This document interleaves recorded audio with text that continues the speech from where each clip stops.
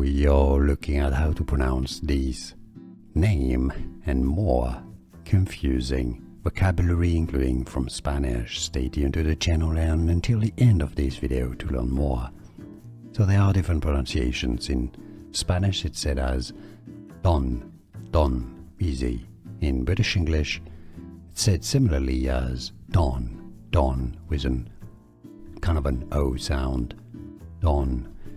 Now in American English, in the United States, it's said as don, a more open R sound, so don, or don.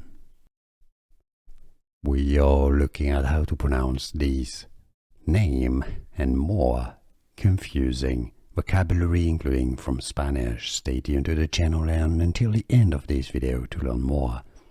So there are different pronunciations. In Spanish it's said as don, easy. In British English it's said similarly as don, with an kind of an O sound, don.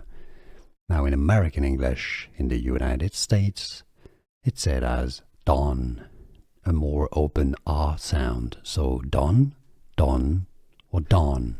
Here are more videos on how to pronounce more confusing words and names too many mispronounced. Like this video if you found it useful. I appreciate your support. I'll see you soon and thanks for watching.